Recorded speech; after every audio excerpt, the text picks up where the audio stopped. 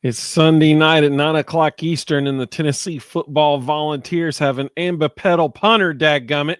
Welcome to the Vol Bros. My name is Evan. This is my brother, Ruston. We are two Vol Bros who are actually bros in real life. And as always, we are very appreciative of the Ooltewah Club. We are the Vol Bros presented by the Ooltewah Club, and we are proud representatives of the University of Tennessee on the Believe Entertainment Network. We've got a dynamic show for you this evening as we are going to preview none other than the special teams for the University of Tennessee Volunteers. Is it safe to say that Tennessee is punter U? Well, they've got two good ones, so they can definitely hang their hat on it. Hopefully we don't have to hang our hat on our punters, but if need be, they can. Both of them are very effective. Well, obviously some stuff has happened today in Vol Nation as well, and I don't think we're going to spend a lot of time on that, but I think we do have to address it. Two volunteers were unfortunately arrested today or last night. Not a good situation. One of whom is a pretty important piece of an already thin wide receiver room. Do you think that impacts his time on the field? If he had just gotten pulled over for speeding, no. The reason he got arrested was he skipped a court date and had a arrest warrant out for him. So if he had just been speeding, it would have been, you're going to make up for it after practice, and you and the strength coaches are not going to be on good terms. But with it being because he skipped a court date, I think you got to suspend him for game one. I don't see how you can roll him out there in game one without something, some kind of severe consequence. Totally agree. What kind of message are you sending if you don't? I mean, even Georgia suspends their players when they get arrested. Yeah. So, there's a precedent for sure. Let's see. Tyler, there's an honorary bro. He said, just stopping by to say the word ambipedal. I've already said it once tonight, so that's the second time. The over-under is 12.5 for how many times we say it tonight. Because how many teams in the country can say they have an ambipedal punter? Not very many. Not very many. It's a good thing we've already addressed it because people are already asking in the comments. James, welcome, buddy. He said, what do we think about Brazel? Suspended license. Yep. He said he won't get his license back for a while now. That's for sure. Yep. Let's see. Matt from the state or the coaching staff. They'll both make sure that he does not get his license anytime soon. Matt, welcome, buddy. Good to have you. Here's a channel member. He said, Brazel, come on, man. Absolutely. Totally agree. He said, what a big dummy. Absolutely. I mean, you can't do stuff like that for sure. Let's see here. Audrey's with us. Welcome, Audrey. Good to have you. The GIF queen of Twitter, Vol Twitter. Welcome. We're glad you're with us. Channel member right there. Matt, second evening, ladies and gentlemen, reverends. Absolutely. Oh gosh. No, I probably don't actually would. If that's a Brazel reference, hopefully it's not. Mississippi Vol, welcome, buddy. He said, good evening, guys in chat fam. Jonathan said, hello, Evan, Ruston, chat family. Hope everybody had a great day so far. Don't forget to tell your mom and them about the Vol Bros. Totally agree. Great idea. Text a buddy about the Vol Bros. Good to have you with us, man. Vol fan Jay, welcome, buddy. He said, good evening, everyone. Absolutely. Hey, Mississippi Vol's dishing out some fantastic. I so appreciate when I was thinking about this at dinner tonight, actually. I so appreciate when people put this in the comments because I never think to say it. So please like and subscribe. That would be awesome. Text a buddy about the Vol Bros. We're less than 100 people away from 2,000 subscribers. So that'd be really cool to hit that mark pretty soon. I think this is our 241st or 242nd episode. I can't remember which one. It's one of the two. So it'd be really cool to hit 2,000 subscribers before football season's over. That'd be pretty neat. Let's see. Rhonda Seganina Bros and chat family. Hope everyone has a wonderful day. Absolutely blessed to be here. Amen, sister. There's a channel member, and she gave the Go Vols baby emoji. That's what I'm talking about. So if you're on YouTube, you can see that. Let's see. Ball fan Jay, when I asked about punter you, he said, just remember, we'll probably have another Colquitt in the not so far future. Hey, sign me up for all the Colquitts. That is a punting factory family right there. Let's see. Jonathan said it's unfortunate about Ruby and Chris Brazel. I agree. He said I don't think Brazel's going to miss much time. I agree. I think, like Ruston said, they'll probably get suspended for a game. But man, in a room that's already thin, they can't afford to be losing people for sure. Let's see. Jonathan said if the story about Ruby is true, she could miss serious time for sure. He said if not dismissed from the team, yeah, for sure. The last thing Ruby needs to be worried about is being dismissed from the team. Ruby needs to worry about going to jail. Yeah, for real. Yeah. That police report is not in her favor. She could be seeing some time. Yeah. Will, great to have you, buddy. Great to have you here. Let's see. Mississippi Vol said never a good time, but does he not know the predicament we're in the wide receiver room? Yeah, you're exactly right. It's never a good time, but right now, especially. He said we have several freshmen and some banged up guys. We need all hands on deck. Very foolish and selfish decision. Absolutely. Absolutely. Audrey said what Ruby is charged with is a felony if she's found guilty of it. Yeah, I mean, yeah. Basketball is on the back burner for her right now. She's got way more issues on her hands right now. Matt said Brazel needs a swift kick in the rubies. That's fair. That's fair, actually. Well, go ahead, Rustin. For those who haven't read the police report on Ruby, or if you haven't spent a lot of time reading police reports, the police have to be impartial when they're writing their report, but they will sometimes write things in such a way that they want you to read between the lines. Like they're kind of leading the lawyers to understand what their perception of what happened was, so that if lawyers need to negotiate a deal quicker, they have that ability. And the part of the police report that probably was most disturbing was, she kicked in not one, two doors. She kicked in the front door and a bedroom door. When she pursued the girl into the apartment, she got locked out. And when the police got to her and questioned her about why she kicked the door in, she said that the lady had her phone, the other lady had her phone and her passport. And the police report says that they asked her again, so why did you kick the door in? Which is code for, why didn't you call us? That was not good for her. The fact that they, made sure that in between the lines in the report, it clearly states that she never called for help, that she was going to handle it herself. That is going to play very strongly against her in a court of law. And I would say, don't count on Ruby Whitehorn being a Lady Vol. And she's going to be very fortunate if she doesn't serve a serious amount of time.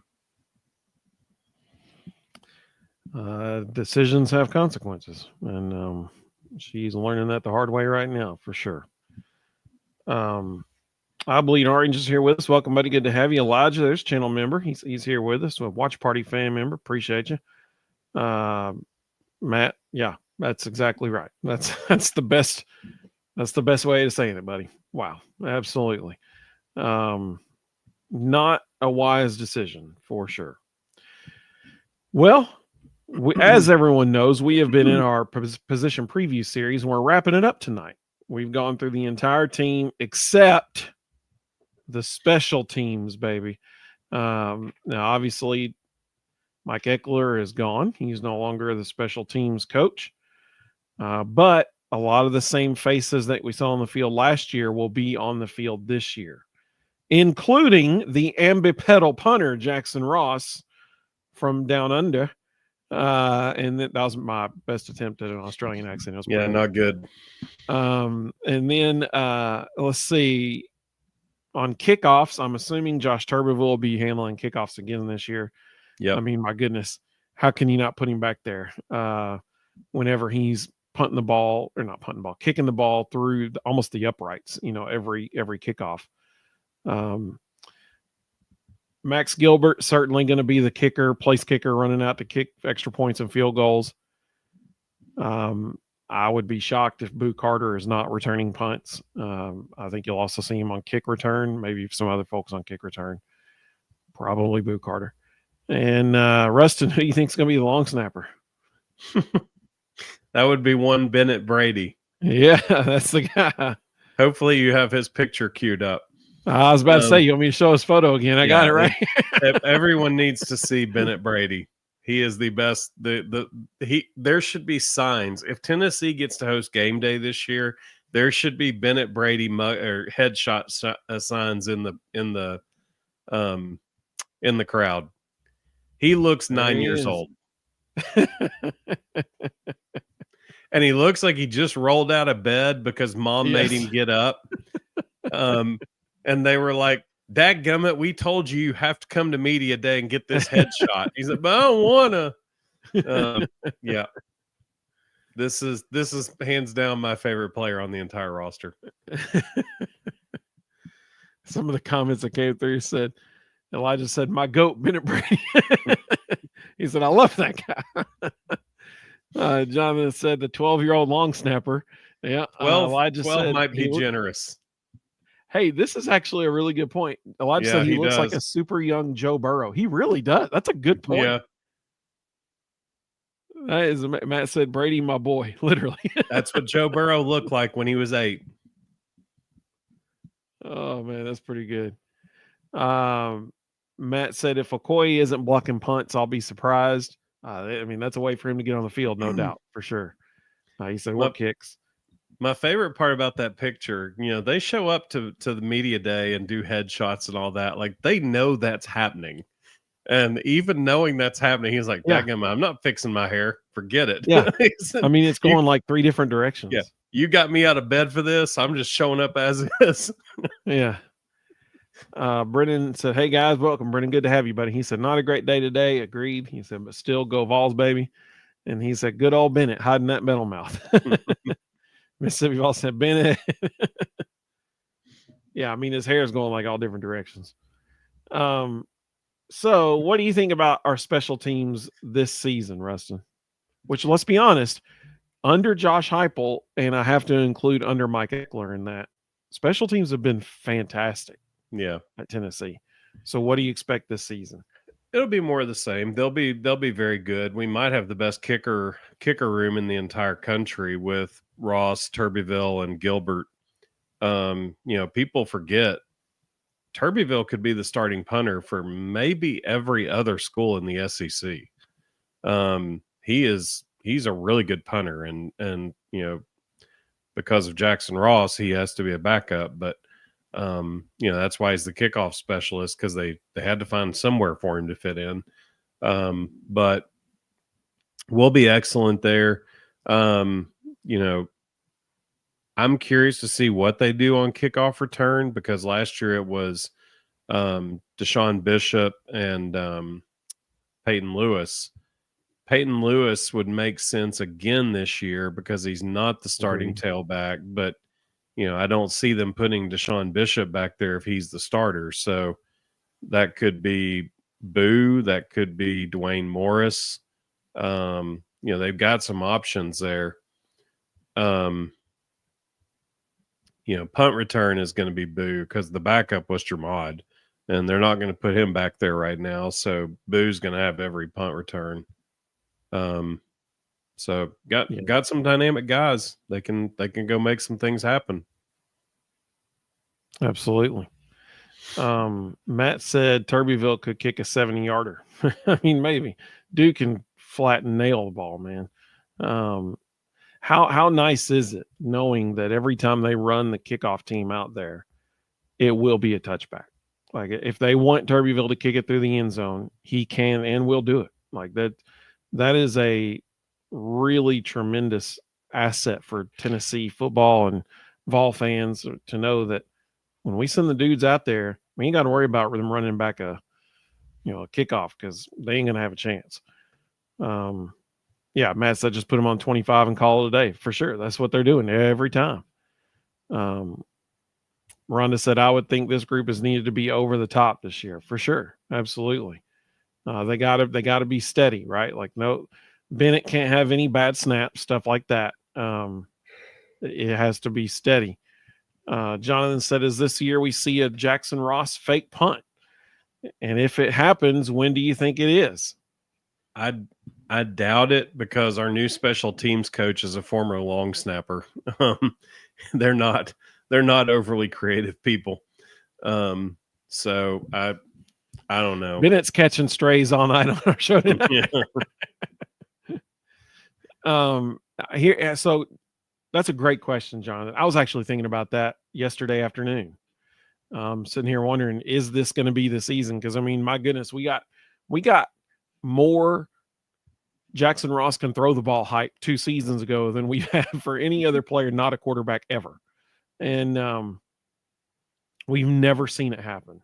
Well, and you got to remember Evan Crabtree, not only was he former long snapper, after he was a long snapper, he was the special teams grad assistant at Miami of Ohio.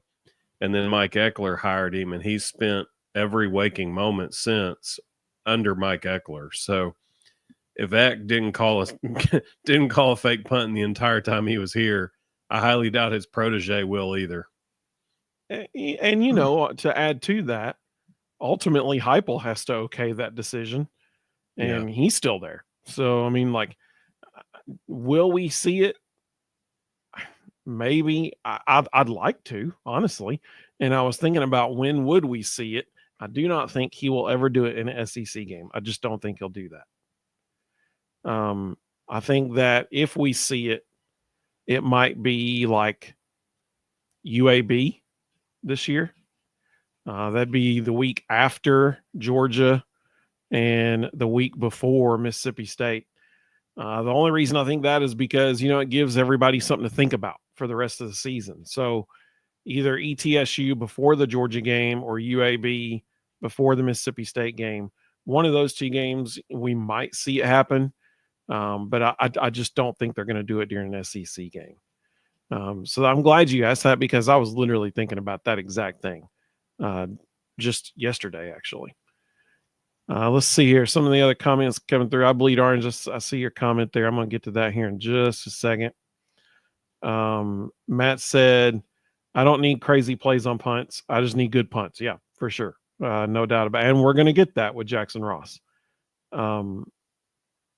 Let's see. David said, well, Heupel let Gilbert try 50-plus yard field goals considering he hasn't been any good over 45 yards in his career. He's a year older and bigger and stronger. A lot of that depends on what he does in the preseason. If he shows he can do it, they'll do it. Yep, totally agree. I believe Orange asked a good question. He said, I was looking at tickets for this season, was wanting to take my grandpa. He's a lifelong Tennessee fan, has dementia. Do you have any suggestions on what game I should take him for not crazy prices? I want it to be an SEC game. So here's my recommendation. If you want an SEC game, a home game in Neyland this year, that would be Arkansas or Oklahoma or Vanderbilt, those or Georgia. Those are our 4 home SEC games this year. Of those, the cheapest prices will be Vanderbilt. Georgia will be the highest priced game out of those 4.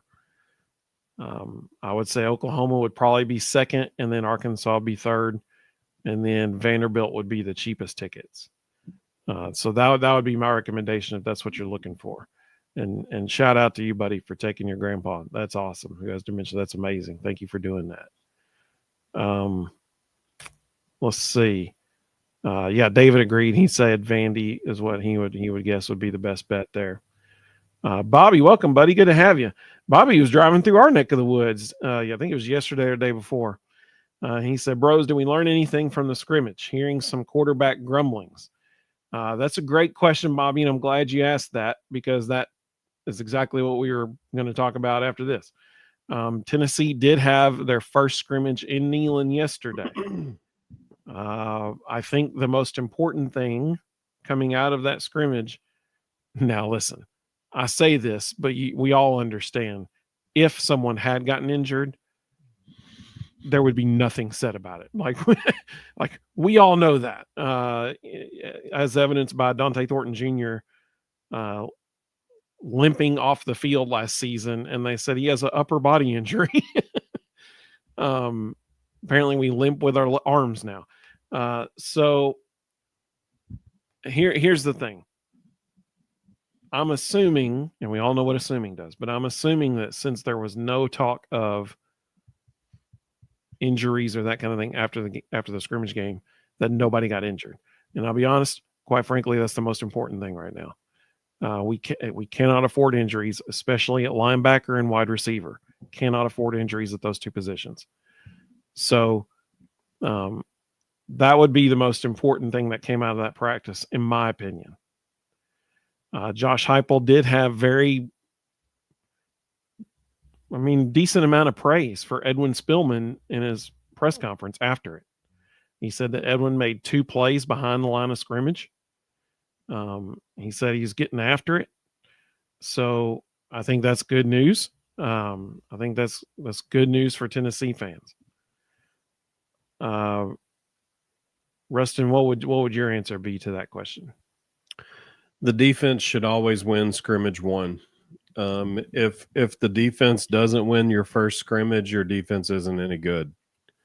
If you have a halfway decent defense, they should always win scrimmage 1, because at this point in fall camp, it's really easy to put in a lot of different packages on defense, and it's not easy to put in a lot of different packages on offense. So at this point in fall camp, you're limited to a fairly short script of plays that you've worked on to this point on offense that you feel comfortable with. So if the defense throws something at you that you just haven't physically worked on yet, you're going to lose that down. And every coach knows that, and they're all good with it. It is what it is. It's fine.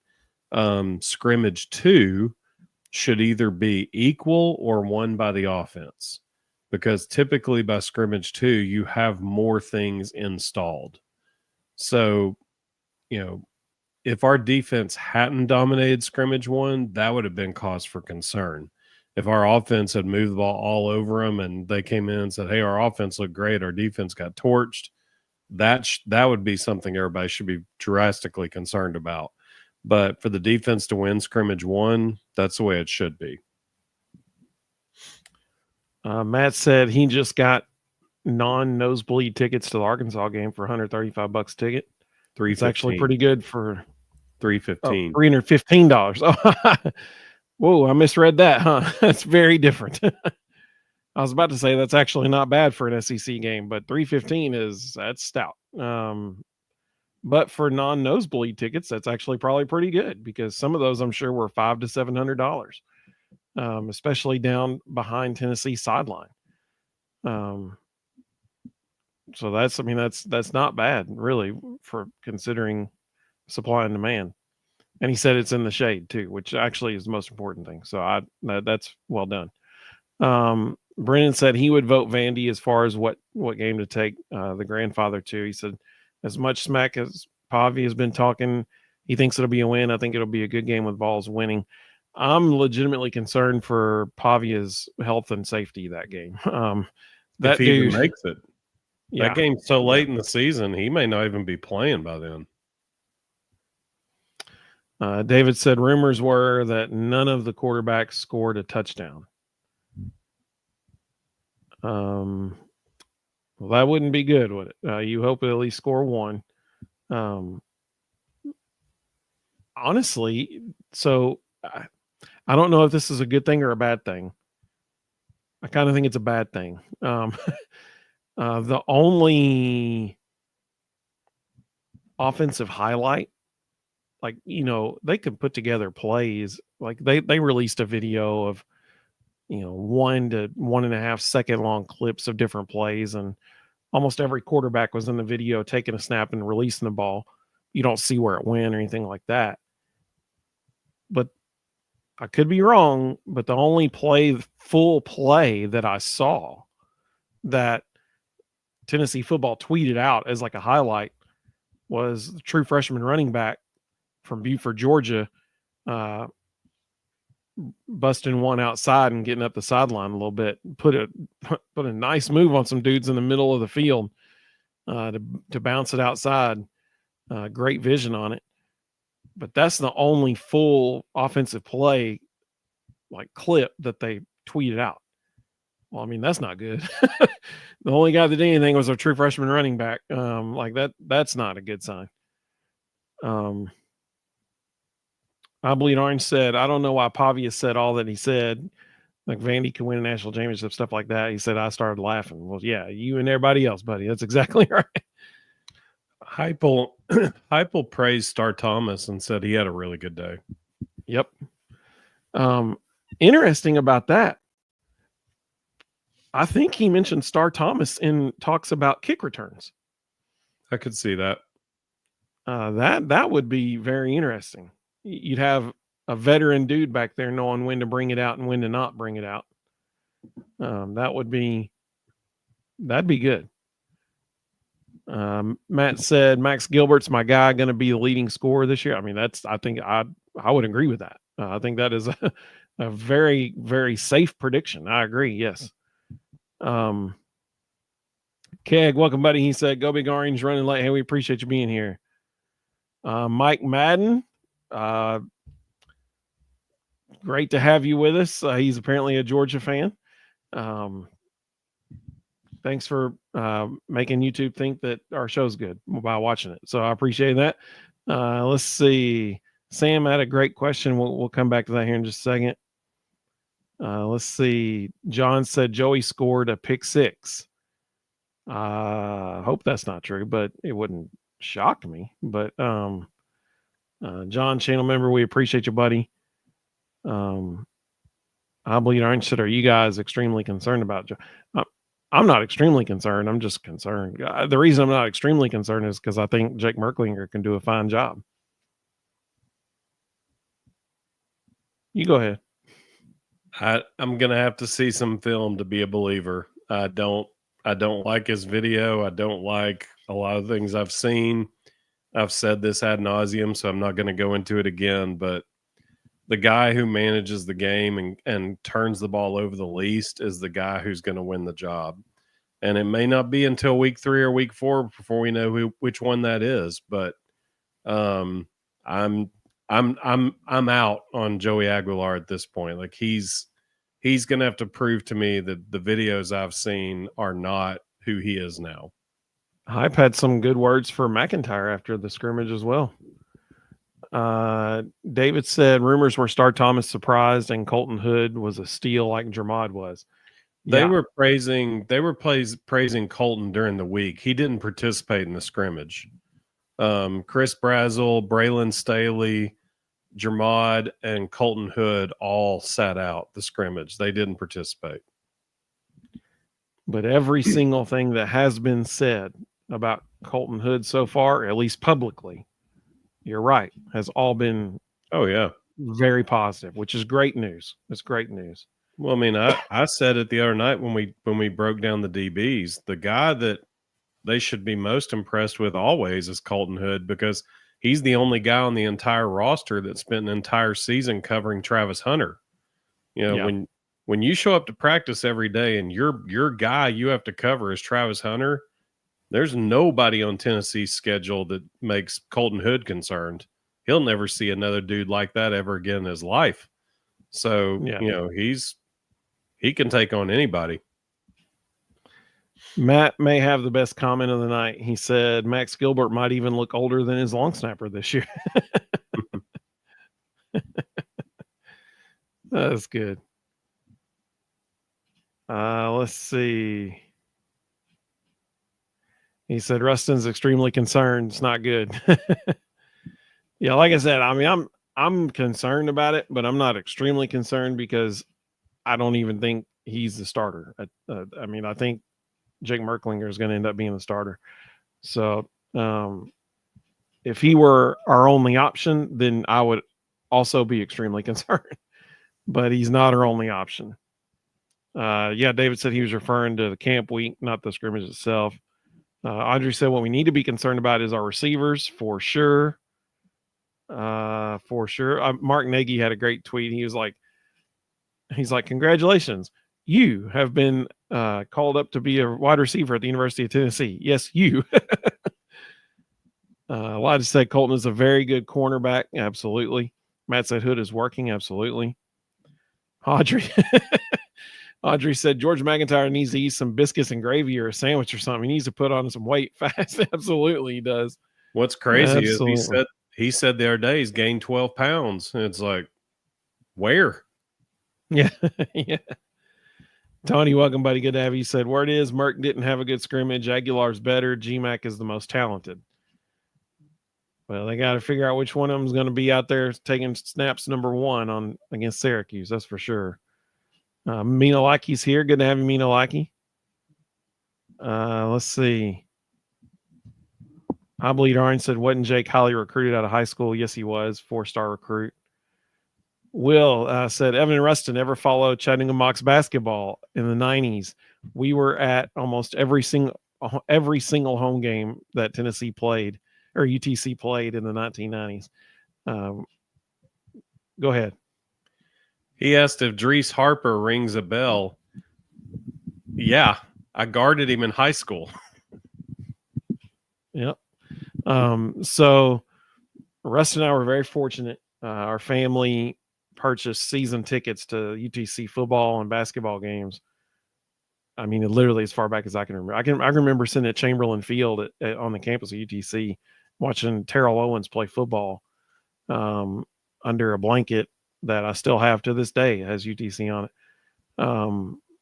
Our basketball season tickets from the time that I was 5 years old, so that would have been 1990, until I was in high school. We had season tickets, and probably before that, I just don't remember it.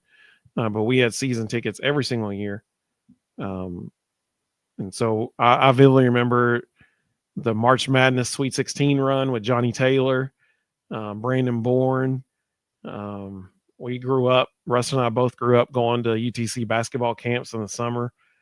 Yeah, we were very, very familiar with UTC basketball in the 90s. It was the heyday of UTC basketball, honestly. It was a lot of fun. Gerald Wilkins from the 80s, so that would also be a part of the era of dominance of UTC basketball. Let's see. Mr. Osborne, welcome, buddy. Good to have you. He said, I remember when the Vols had a 9-0 run against the Georgia Puppy Dogs. I like it. That's what I'm talking about. Mina Laggy said, Audrey's right. Get McIntyre some cornbread. That's great. Audrey, tonight we got home from Publix and she goes, you know what I want? I want some Jiffy cornbread. That cracked me up.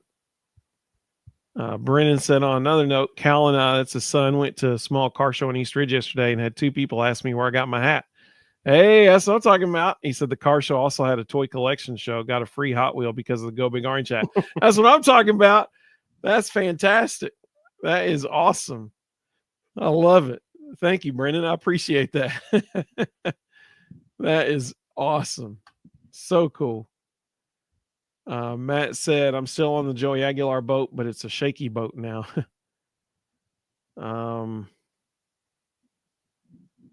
Tony said, it doesn't matter who we have on kickoff return. All we do is fair catch the ball anyway. I mean, like 90% of the time, yeah. But if you got to do like Evan Berry back there who brings it out from 9 yards deep in the end zone and scores a touchdown anyway, that's a nice luxury to have. Me no likey. She said, oh, no, I'm jealous. 12 pounds and you can't even tell. That's pretty good. Audrey said his feet got bigger, I guess. Matt said, if you were 6'6" barefooted, you get it. Rebel G, welcome, buddy. He said, good evening, everybody. Hope everybody's well. You too, man. Hope you're doing great. Just a man in Tennessee said, what games will the Volbros be attending this season? That's a great question. I don't know yet. That's a good question. I always try to get up there at least one. It's tough, man, when you got kids who are active, like Ruston's on baseball and softball fields every single Saturday, all through the fall, all through the spring and summer. It's tough when you got, kids who got stuff going on too. But trying to figure that one out. Typically, Ruston and I have been very fortunate as of late in recent years. Like 2 years ago, I remember vividly the South Carolina game.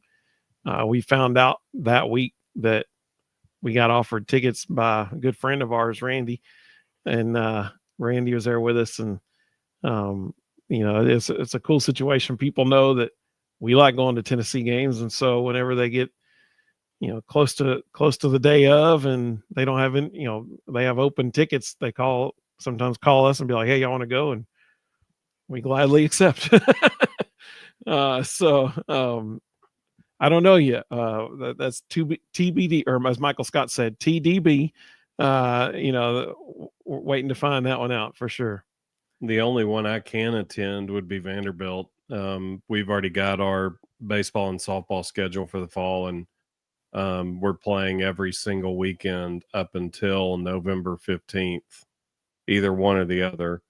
And November 22nd is on the road, so that only leaves Vanderbilt. Yep. Herb asked a great question. He said, do you have Reed coming on before the season opener?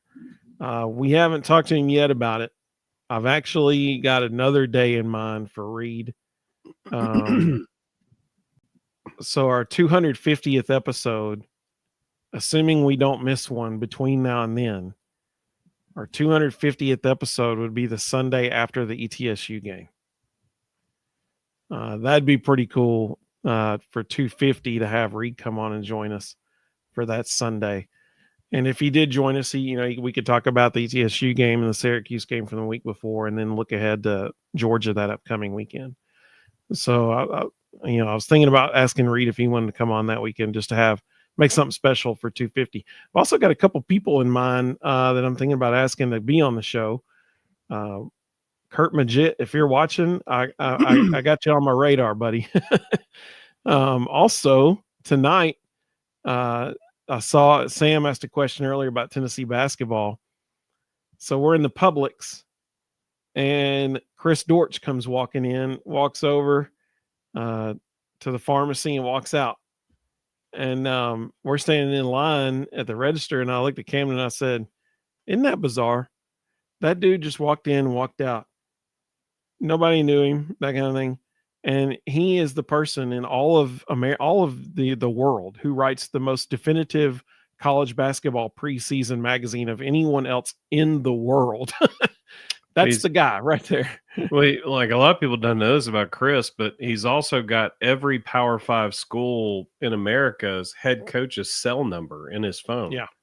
And they will sometimes ask him questions about the other schools. Hey, have you seen this kid? Do you know this kid?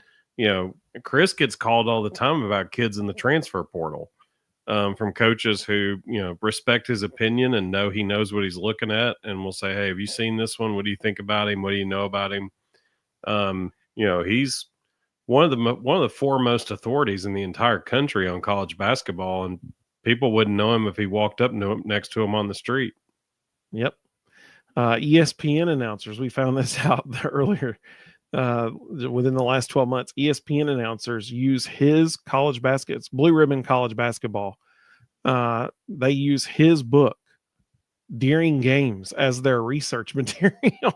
They have it on the sidelines with them during games. I mean, coaches do. Some of the coaches build their scouting reports off his book. So, I mean, it's wild that, he just walks in, walks out, and like, oh, there goes the guy that writes the most read college basketball book every year all over the world right there. That's it was pretty wild. He's honorary bro too. I'm looking forward to having him on again soon. Let's see. Sam said, word is GMAC has been limited to throwing against third teamers. Well, that's just the way it is. I mean, you script out practice, and George is probably getting some reps against the twos because Aguilar and Merck have been splitting the ones. But, I mean, it just is what it is. You just don't – there's only so many reps in practice, so you just got to take what you can get. I love this comment. Mississippi Vol said that McIntyre could go to Hardee's and get him one of those awesome smoked sausage biscuits while they last. Maybe 2 or 3 orders of hash browns. That'll put it on him for sure. Trust me, I know. That smoked sausage biscuit does sound good, though. I'm going to have to go check that out. That sounds really good. Let's see. Matt said getting some Twinkies. Absolutely. David said, will Brazel start the Syracuse game with legal issues? I don't think he can. I would be very surprised if he does. Sam said, he whose name shall not be spoken was skinny too. Yes, he was. Yep. That's a very good point. Rebel Juice said there's about 20 days until game 1. Time is dragging by. Yeah, for sure. For sure. Well, body frame isn't everything. I mean, Tyler Bray was rail thin, but that dude could play. That's true. He could throw it. Yeah. Audrey said you need to call in sick to some of the games. Yeah, I can't do that. If I ever win the lottery, my full-time job will be coaching football and baseball and just living in a batting cage somewhere. That's all I'll do. Hey, I was actually in a cage for 2 hours tonight with 2 14-year-old boys and 4 12-year-old girls, just hitting and working defense. I'm glad you finished that sentence because otherwise it would have been like Volbros out of context and somebody would have clipped that. I was in a cage tonight with 2 14-year-old boys and 3 14-year-old girls. 4 12-year-old girls. Yeah, there we go. That would have been a batting cage for baseball and softball practice is what he's talking about. We were just working small parts and working on swings and working defense, and I can do that all day long. You mentioned the lottery. So we were driving up I-75 today and we passed a lottery billboard. The Powerball is up to $501 million. I looked at Jen and I was like, I mean, we've been married for almost 18 years. And in the amount of time we've been married, I think we've bought like 3 lottery tickets. Because apparently you have to play it before you win it. But I was like, $501 million. That it'd be almost irresponsible to not buy a ticket at that point. And because I mean, the thing is, like, we'll drive up I-75 and we'll see some crazy number up on the board, and then the next time we drive by it, it's gone down. Somebody won the darn thing, and you're like, well, somebody's winning it, you know. The Mega Millions was at 125 million or something like that, I think. And I was like, I mean, I'd settle for that, you know. Well, I have to have the 501 million. Let's see. Matt said, Ruston seems really happy tonight. My bro's smiling too much. I'm a little worried. Let's see here. Andrew asked a good question. He said, welcome, Andrew. Good to have you. He said, with wide receiver becoming such a concern and the Hood looking good, seems to me that Booth should definitely see a lot more time on offense. Is that likely now? I would agree, yes, 100%. Because I don't think you're going to see him out there until like ETSU or something like that. Maybe even after Georgia. But I mean, they're so thin in the wide receiver room. They're just to maybe save a play or two and maybe not getting somebody injured. They'll throw him out there and let him, you know, run a jet sweep or something, or maybe just fake a jet sweep to him, and just to give somebody else something to look at and get their wide receivers off the field. Yeah, I could see some. We talked about this the other night. I could see some set plays. I don't see extended time. Yeah, for sure. He doesn't understand the offense well enough to see extended time, but I could see Agreed. 2 or 3 set plays. Yep. Totally agree. Mr. Osborne said, I think I'm going to try to take my son to the Arkansas game before he moves back to New York later in October. Oh, that's cool. That's very cool. That's very cool. I believe Ernst said, can you try and get Rick Barnes on your show? He's a nice guy. He would say yes. I guess I could ask Chris Dortch to that. That's about the only way you'll pull that off. Yeah. Yeah.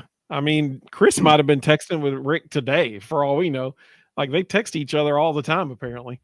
Mm-hmm. Audrey said she met Johnny Gill at Walgreens waiting on a person. That's really cool. That's very cool.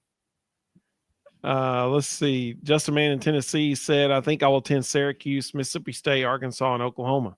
If y'all are tailgating or something, I'll try and say hi. Hey, we appreciate that very much.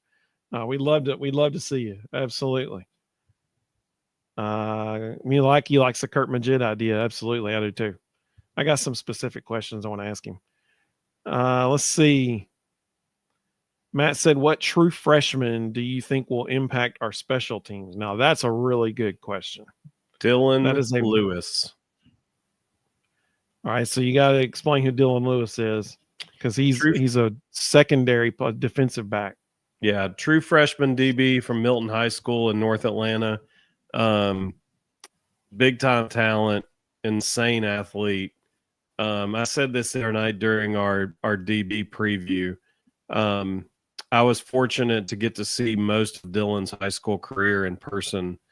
And if you go around Atlanta right now and ask any high school coach, when you all played Milton, who was the best player on the field, your team and theirs, to a man, I would almost guarantee 100% of the time the answer would be Dylan Lewis.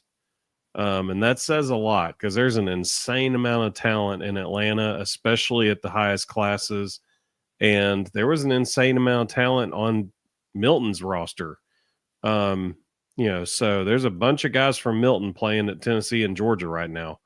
So Dylan Lewis is a guy that will fly under the radar. He'll just do every little thing right. The coaches will love him. And I would predict he'll be on every special team. And by mid to late year, I would not be surprised at all to see him getting reps in the secondary because the coaches are going to fall in love with that kid. Rhonda may have my new favorite comment of the night. She said, guys, talking about all the food that McIntyre should be eating. She said, we want him to gain healthy weight, not diabetes and heart disease. That's right. Yeah. Rebel Juice said that talk of hash browns got me wanting Waffle House. Let's see. Minalagi said Brazel needs to embrace accountability for sure. And she said, Ruston, you do look happy. Audrey said any 3 fans might apply here. I'm not sure what she was. I'm behind. I'm 4 minutes behind, so I'm not sure what she was referring to then. Let's see. Matt said, I'm going bonkers at the Arkansas game. Also, my away game this year will be in Starkville. Oh, that's cool. That'd be a cool one to go to. Take some earplugs so you don't have to hear those cowbells, but that'd be a good one. That'd be a good one to go to because it's going to be a win for sure. Keg said, how about we invite Eric Kane on our show? Yeah, I'd love to have Eric on our show. He's a fantastic reporter. I'd love to have him. Audrey said, or Christopher Gabriel. He's a great special guest. So great point. We've actually already talked with Christopher Gabriel, and he's already agreed to come on the show. So we just got to set a date because we've already had those conversations. That's the beauty of Twitter or X, whatever.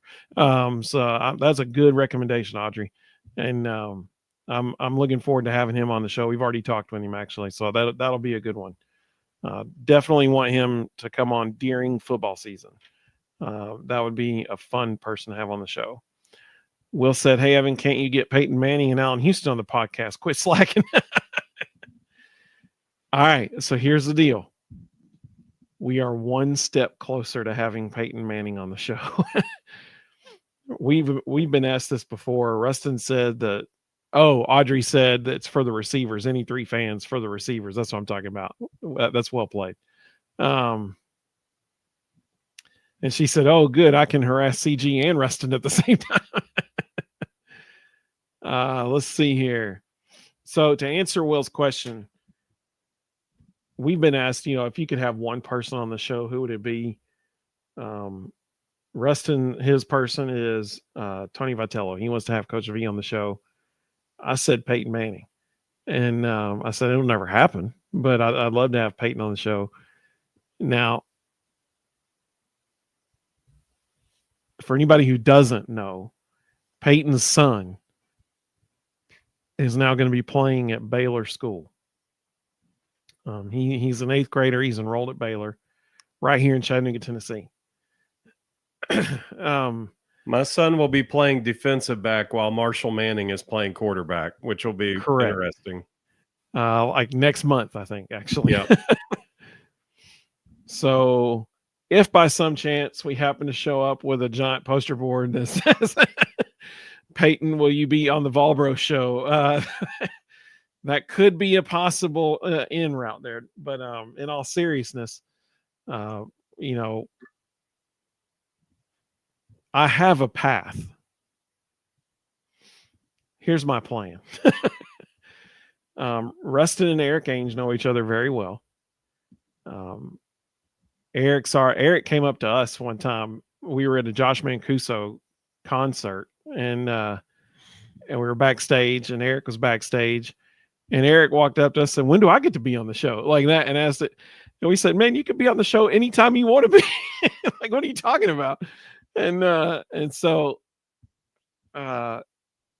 if we get Eric on the show, Eric still communicates with Coach Fulmer, I'm sure. Coach Fulmer now frequents golf course right here in Chattanooga, Tennessee. He has a home here in Chattanooga because some of his family's here. We ran into him at Cambridge Square in Ooltewah one time. He was like, "Oh, we got some Vol fans," and like he said it to us, like we didn't even approach him. And so if we can get Coach Fulmer on the show,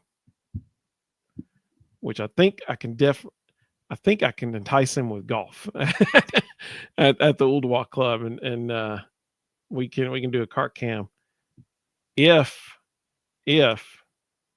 we get that done, then I think Coach Fulmer might be able to get Peyton to agree to it, which would be incredible. So 3-step plan: Eric Ainge, Philip Fulmer, Peyton Manning. That's the ascension of the ladder there. So you're telling me there's a chance. That's what I'm talking about. So some of the other comments that came through.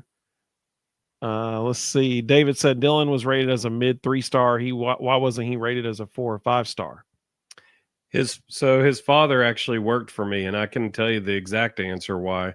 Dylan refused to do camps. He did not want to sacrifice that time. He didn't think it was worth it. He was getting Power 5 offers without going to camps. And so he just refused to spend the money to go to those ratings camps. And the ratings people, because they make money off the ratings camps, dropped him down and didn't evaluate him correctly. I can tell you unequivocally, he was the best player on every field he stepped on. And he stepped on a lot of big-time fields against a lot of big-time talent. Well, to your point, Mino Lackey just asked, what is a 7A title? Dylan captured a Georgia 7A title. Yeah, 7A is the largest public classification in the state of Georgia. Georgia's a little weird. So 6A and 7A in public in Georgia is insanely talented.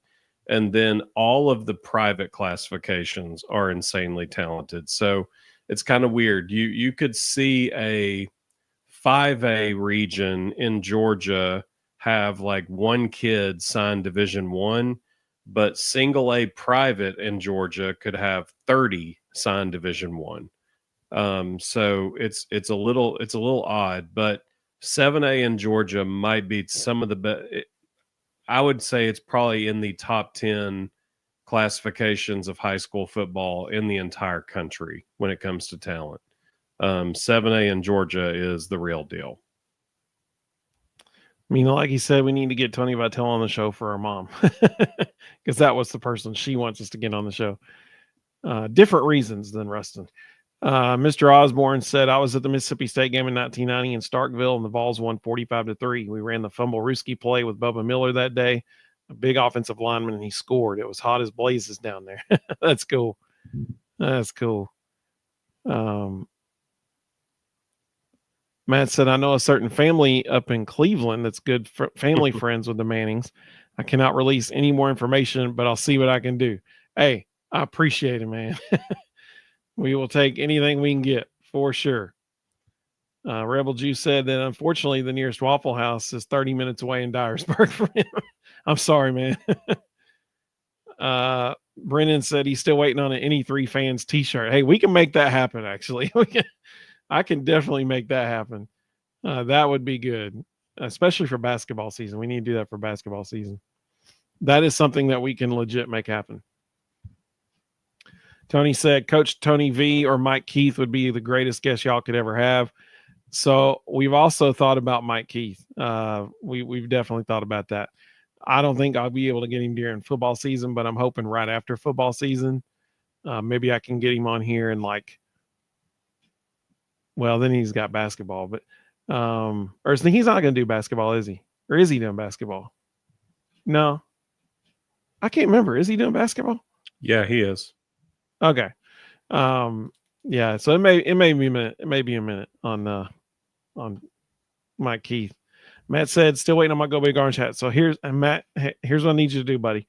If you can email me at thevolbros@gmail.com, thevolbros@gmail.com, I will get you in touch with Oak and Twine because they're trying to get in touch with you too.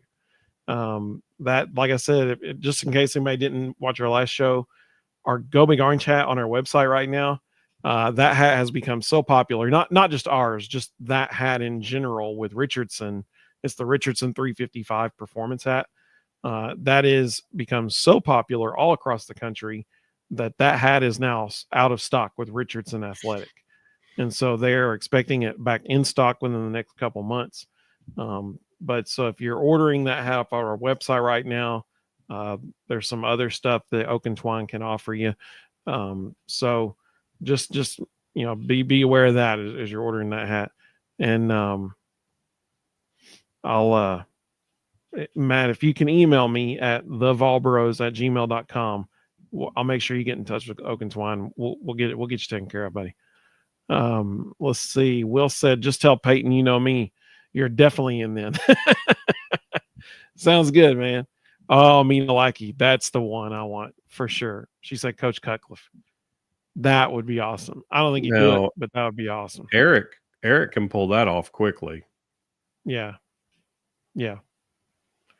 I think that would be fantastic. The problem with Eric, I can get Eric on any time. The problem with Eric is you got to text him a minute and a half before you go live to remind him it's time. And 5 minutes is too long. Like you need 30 seconds to a minute and a half, or he'll forget and move on. Like he's the poster child for ADD.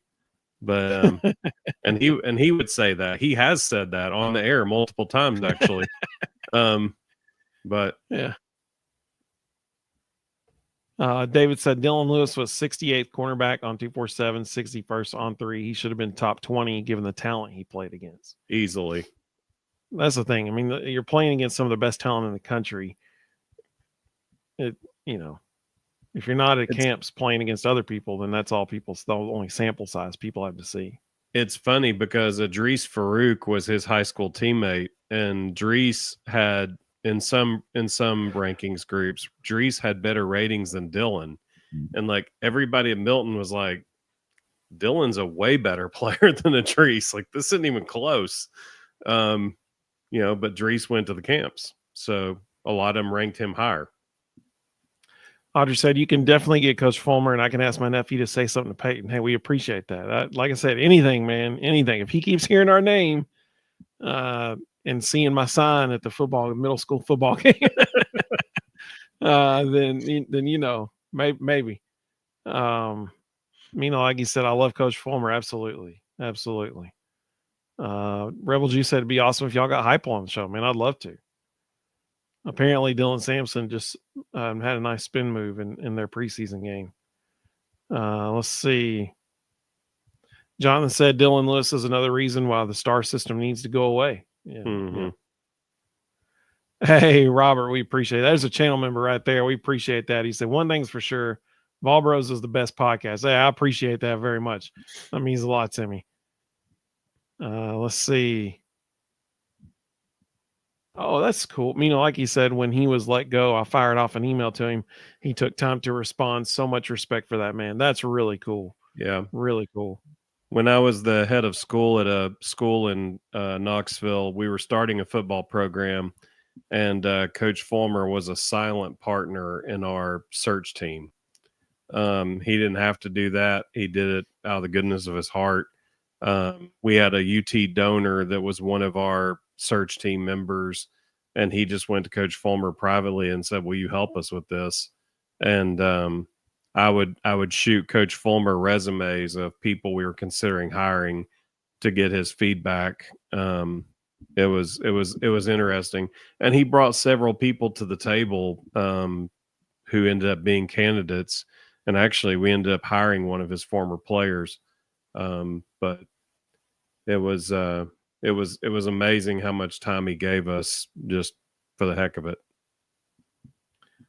David said, I live in Camden County, which they play in the hardest in South Georgia. These games are like college football games. So Camden County, so I just said 7A and 6A in Georgia is legit. Like, it is big time football. Camden County is 6A down in Region 1. That's the same region that has Valdosta and Colquitt County in it. And when Netflix is making documentaries about your region, yeah, it's pretty solid. There's a little bit of football being played there. Yeah. Hey, Matt, I just got your email, buddy, so I'll get it taken care of. Thank you so much. Jonathan said, Ruston saying Georgia's a little weird might be an understatement. Like he said, Burt Bertelkamp, I'd love to have Burt on the show, man. That'd be awesome. That'd be so good. Jonathan agrees with Robert that our show's the best. Hey, I appreciate that so much. David said, who's the best high school football team in Chattanooga, Baylor, McCallie, or Bradley Central? Nothing against Bradley, but they're nowhere near the class of McCallie and Baylor. McCallie and Baylor are absolutely loaded. If you look at just sheer star ratings, Baylor should be the best, but every year McCallie finds a way to beat them when it matters. So, McCallie's won 3 state championships in a row. And they seem to always beat Baylor when it matters. So Baylor's loaded this year. It's going to be real hard for anybody to beat Baylor this year. They've got an obscene amount of talent, but who knows? Well, and I mean, the high school state championship game in that classification is essentially a Baylor McCallie rematch every single year now. So yeah, they have separated themselves as the two best high school teams in not just Chattanooga, but Tennessee, really. Mm-hmm. Let's see. Audrey said, tell Susan to keep Eric on track. Tony said, Coach Barnes would be great too. I would love to have Rick Barnes on our show. I would love that. Like I said, there might be a way we could work that one out with if Chris Dortch helps us, but there's a chance with that one. Let's see. Sam, welcome, Sam. He said, I'm working near Syracuse this week. Gonna blast Rocky Top so they can learn it in advance. That's what I'm talking about. Be careful, they shoot up there. Mina Laggy said that her mom attended Red Bank High School. That's cool. That's very cool. The Lions, Red Bank. That's what I'm talking about. That's over near Matt's neck of the woods, close to him. Not same area, but close. Let's see. Like he said, we don't deserve Phil Fulmer. Will said AJ Hawk. You're talking about Dylan being a 3-star recruit. He said AJ Hawk and James Laurinaitis were 3-star recruits. Laurinaitis was 3-time All-American. That's all you need to know about the reliability of our star system. Absolutely. And David said, don't forget Loudness County down there. Yeah. Dude, that stadium of theirs is bonkers. Like it's right next to I-75. So like when you're going down to Florida, you drive literally right next to their stadium. It is huge. It is amazing. Let's see. Matt said he thinks Baylor's probably the best school this year. He said he's going to go to a few of their games. I'm gonna go to middle school games with a big sign that says Peyton, come on our show. Baylor has so much talent.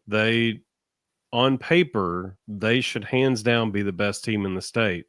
But everybody said that about them last year too, and McCauley won the state championship. So who knows? Sam said he has his gun too. David said, I'm saying it here. Nate Ament has an Anthony Davis freshman year. I would love that. Sign me up for that. Or a Kevin Durant kind of year. Yeah, sign me up for that too.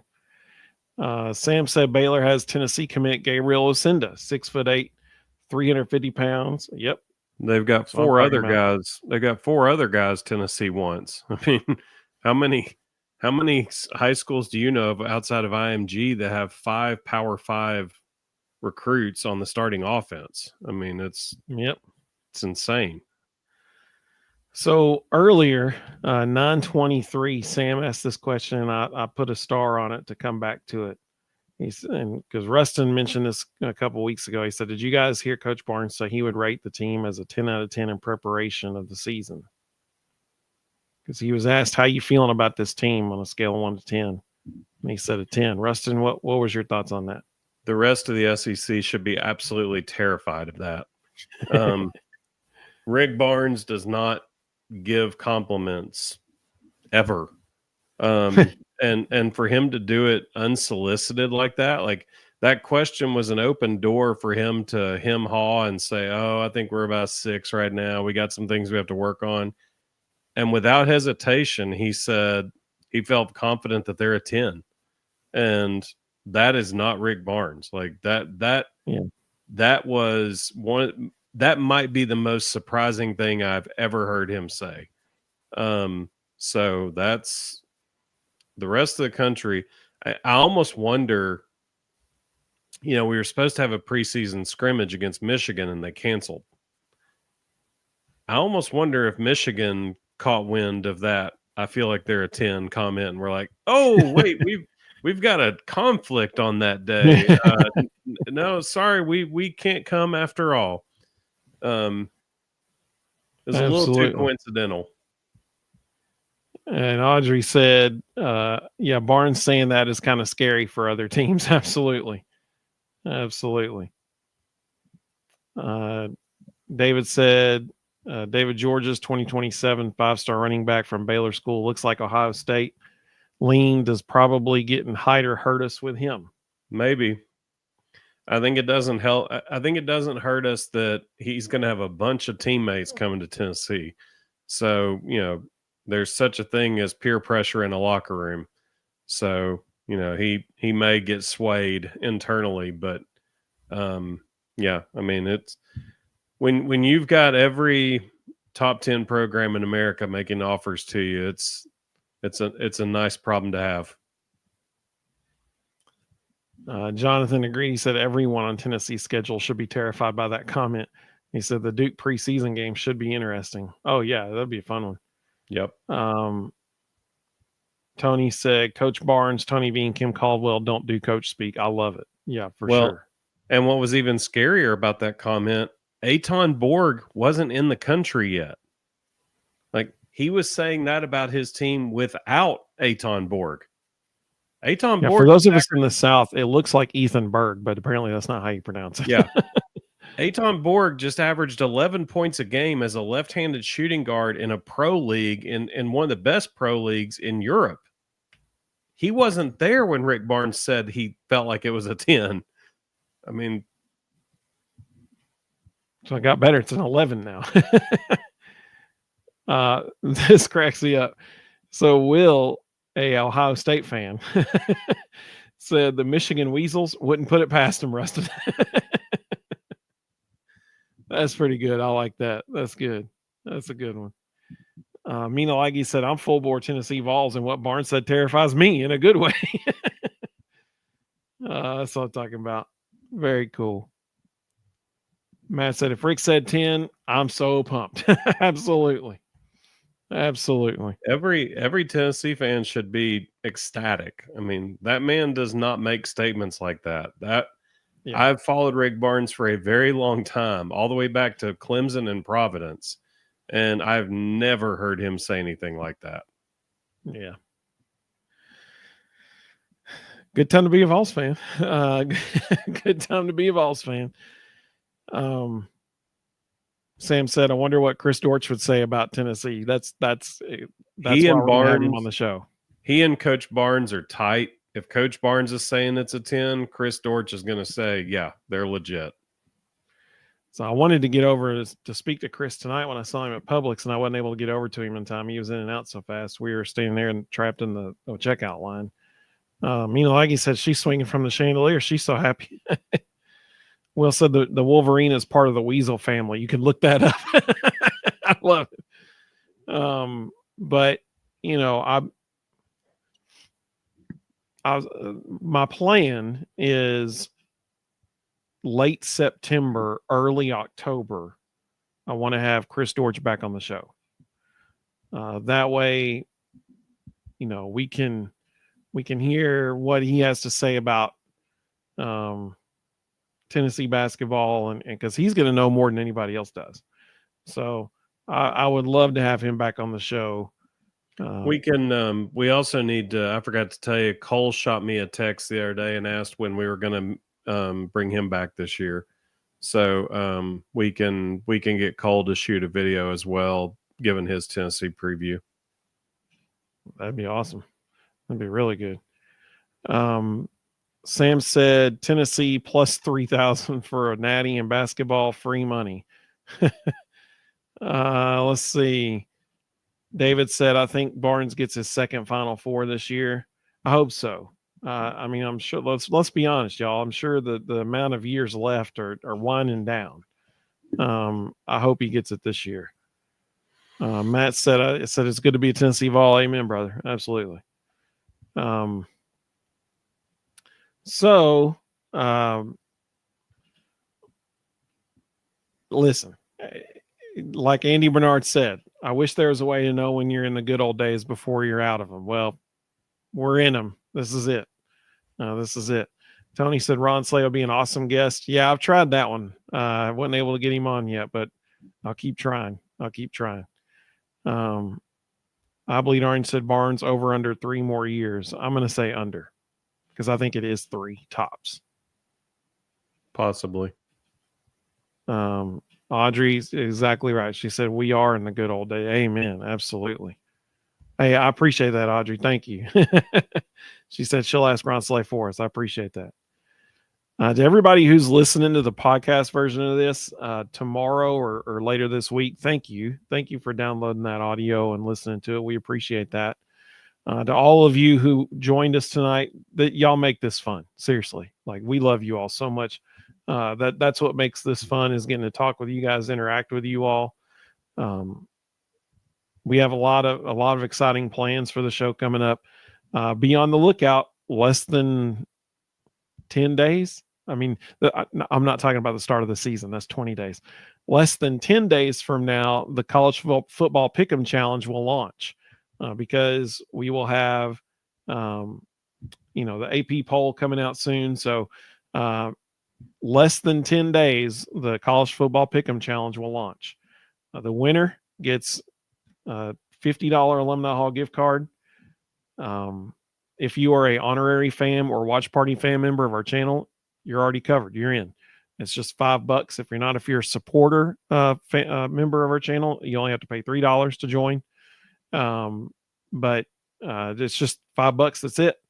And we'll launch that, like I said, in less than 10 days.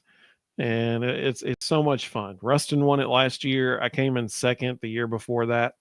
So it's a blast. It's just everybody loves it. It's a good time. Let's see. Matt said, "I love my bros." Hey, we love you too, man. We appreciate you very much. Will said, "I hope Ohio State can get its basketball team back to the Odin Conley days again soon." Yeah, Bruce Pearl just needs to host a picnic or barbecue so y'all can get a guy. Bruce Pearl, Ohio State connection. Let's see. Sam said, "You rock, Audrey," and me, like I said, Audrey does rock. I agree, absolutely. And Matt said, "Mino rocks too," absolutely. But this is so cool, man. Seriously, we do appreciate everybody. I love it that we got people from Mississippi to Florida to Virginia to Ohio watching. I mean, that's so cool, man. And all over Tennessee. That's just so cool. And Georgia, South Georgia, apparently. So I love this. Thank you all so much for joining us. We really do appreciate it. We will be live again. Will said end of the year barbecue for the winter at the Old Walk Club. There you go. That's what I'm talking about. David said school is back in session. Bleed Orange said have a good night. Matt said Chat Town represent. Absolutely. We got Chattanooga right here. Absolutely. Mr. Duval said, "Guys, we appreciate you. You're the best. God bless until Thursday." We appreciate you, man. Thank you so much. Jonathan said, "Great show as always, everyone. Have a great night. See everybody Thursday night. We're so close to football being back." Absolutely. Bobby, Kentucky. Absolutely. We got Kentucky as represented on here too. That was so cool, Bobby, when you tweeted us as you were on your way through Chattanooga. That was awesome. Hopefully you didn't hit any of the traffic on 75 and the 24 merger. It's been a mess for years. The only way he didn't hit that is if he was flying. Yeah, that's true. Well, we hope everybody has a great evening. We hope you join us Thursday night too. Very excited for what's coming up with our show. Like you said, another great show. Thank you so much. Hey, we appreciate you. Thank you. Obviously, we'll have more football to talk about on Thursday because we'll have way more practices. And who knows? I mean, who knows what can happen any given day at football? There might be somebody take massive steps and claim that quarterback job between now and Thursday. Wouldn't that be nice? And then all of the scrutiny will begin on them. Will said, "Hit that like button, everybody." That's a great suggestion. So hope everybody has a great evening. Go Vols, baby. And we will see all of you very, very soon. Have a great evening, everybody.